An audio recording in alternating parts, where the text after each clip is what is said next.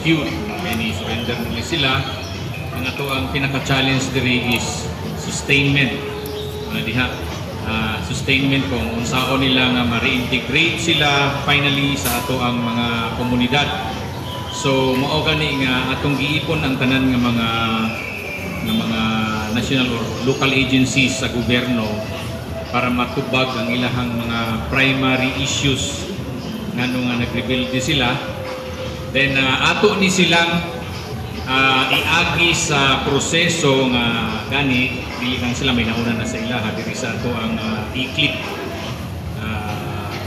Naani sila yung mga programa kung unsaon ni sila pag de-radicalize, then finally matagaan sila og livelihood para maka-join na sila normally, makapanginabuhi na sila o normal nga kinabuhi, wala na itong nagdagan-dagan sila. Isa na nagdiri ang programa po sa amnesty. Normal na gyud ang ilang kinabuhi na mubalik sila sa ilahang mga kanya-kanyang barangay o sitio. Hindi sila gusto mo yun. Alright sir, kumusta tuod ato ang mga Friends Rescue this year nga nitahan nga ni atong nakalabay nga ang mga nauna na sa ilaha nga mga Friends Rescued, ang uban na naakaron sa ato ang halfway house, na-undergo sila atong ginatawag na to de-radicalization, programa na sa ato ang lokal nga panggobyerno dinhi sa probinsya sa Bukidnon.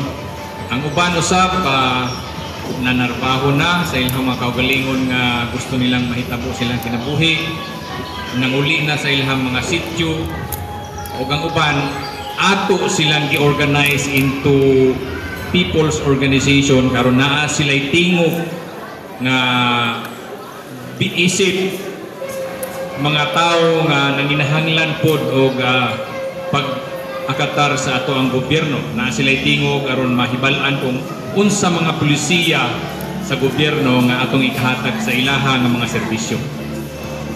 Okay sir, wala pa tayo na-monitor sir ng mga Friends Rescued sir ni balik sa pagkikisig sir? So far wala man tayo na monitor ng mga panghitabo dinhi sa probinsya sa Bukidnon. Ibisan gani sa uban ng mga lugar. Wala tayo na monitor nga nibalik pag-rebelde sa gobyerno kay clarify mo ginaganina nga once lang sila pwede nga mo apply for amnesty. So dili na sayangon. Gani kini sila gihuna-huna ginilag sa makadaghan siguro usa silang manaog o surrender. O nangawan na sila ibalikay. Ato na silang tabangan nga finally ma-join sila sa ato diri sa komunidad. Mga kalihukan nga ihatay commitment of non-support sa CPP and PNDF nga ato ang gihimo nga ceremonial. Isa na siya sa mga lakang nga ato ang ginaduso para sa atong mga kaigsuunan nga niya karon diri sa ato ang atubang ni surrender. Ang programa niining mga former rebels dire-diretso gid ni siya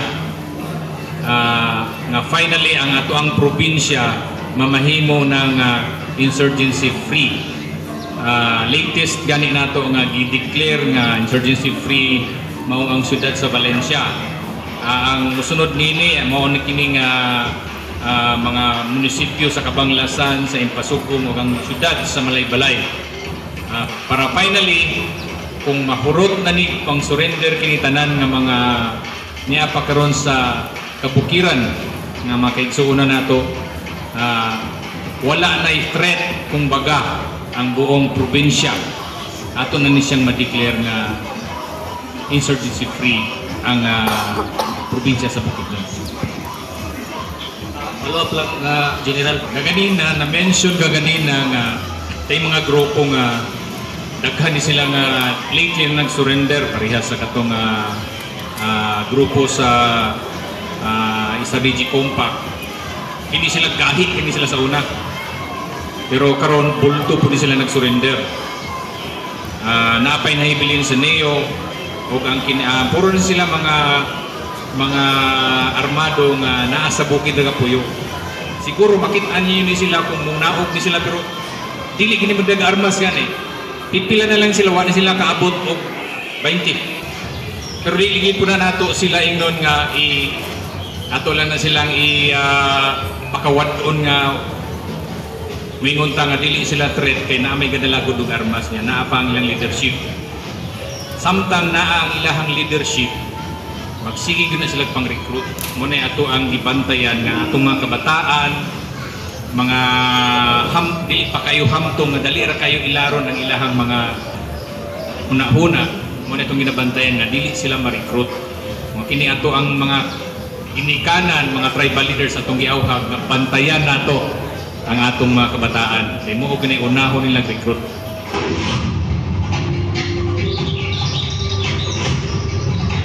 Mayong uto sa tanan, thank you for that question. Again, ang peace reconciliation na atong gihimo karon through IP customaries and laws, ito yung panagsabwa na atong gihimo karong adlaw.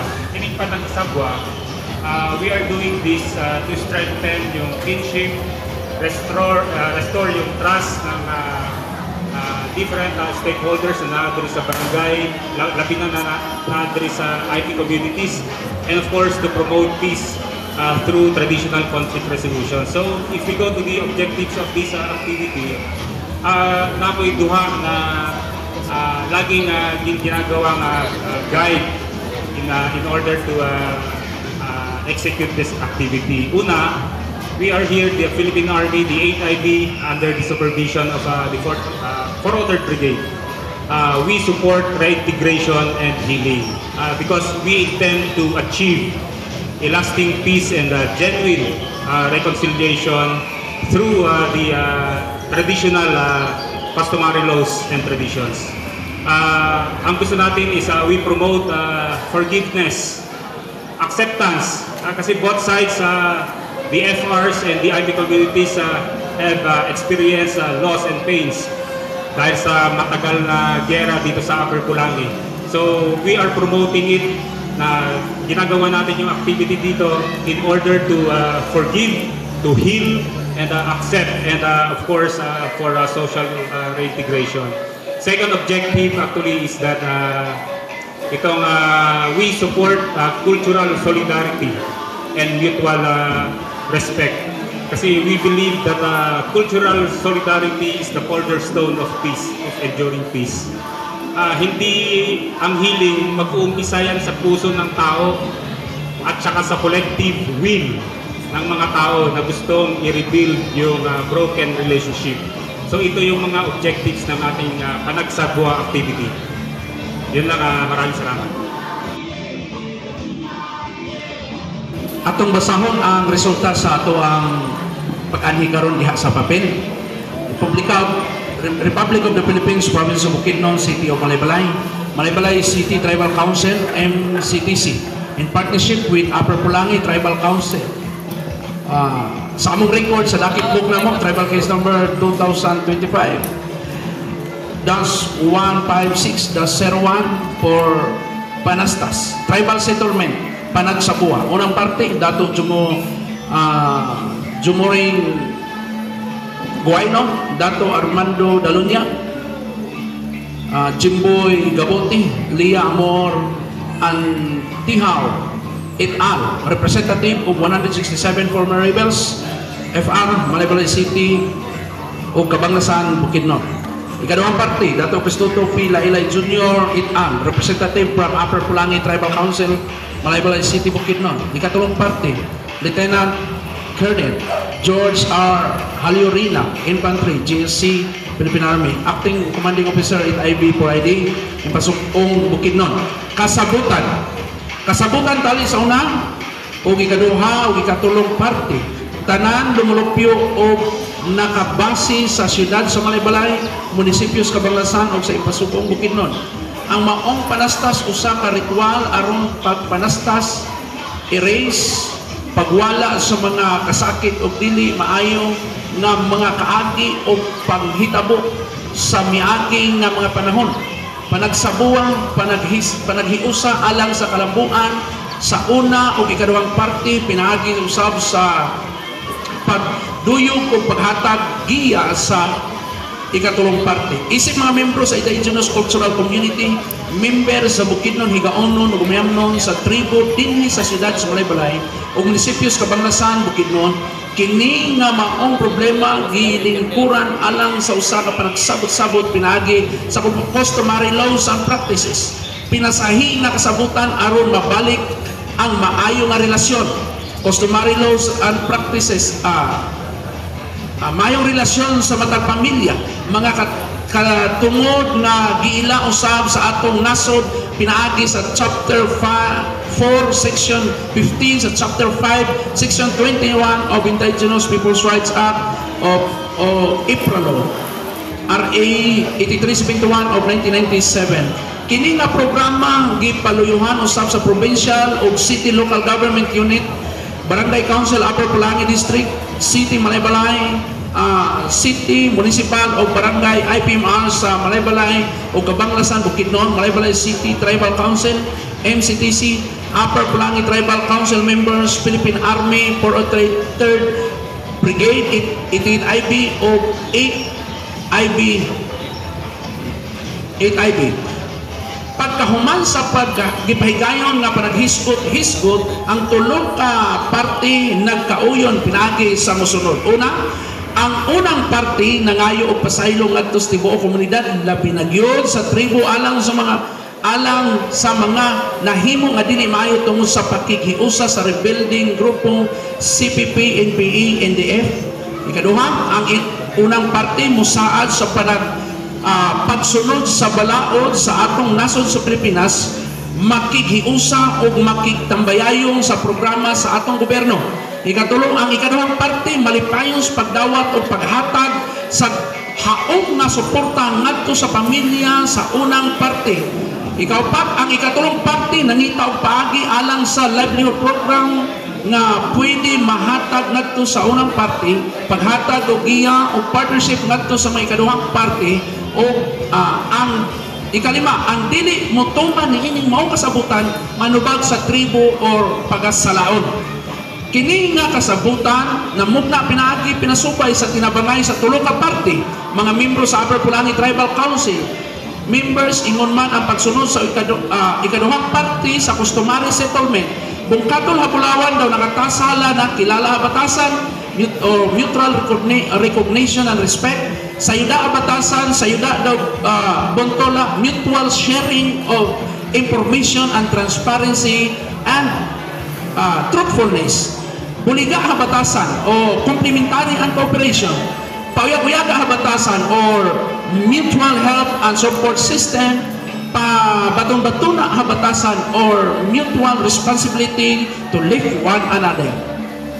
Ang maong kasabutan gis silyuhan usab sa usa ka ritual, pangdawat, panastas, panangkin o pamutwa. Kasabutan ni ining pitsa 29 sa Oktubre tuig 2025 dinhi sa Covered Court, Barangay St. Peter, Malaybalay, Bukidnon. Malaybalay City, Bukidnon. Unang party, mupirma Dato Jumoring Guayno, Dato Armando Dalunya. Ikaduhang party, Dato Cristuto Pilaylay Jr. Ikatulong party, Lieutenant Colonel George R. Haliorena, Infantry GEC, Philippine Army, in witness na adayon mga blanco para pirmahan sa mga testigos. At the station, I hereby certified that COVID kasabutan was entered into by parties freely and voluntarily signed that pirmahan unya Dato Sinaligan Hari Sumbungan City Tribal Chieftain o mao kadto ang di papel na kasabutan sa atong gihimo karong adlaw. So katong na-mention na pangalan sa FRs, pwede mo muanhi diri para mo pirma sa ato ang kasabutan. Dato Jumong Guayno, Dato Armando Dalunya.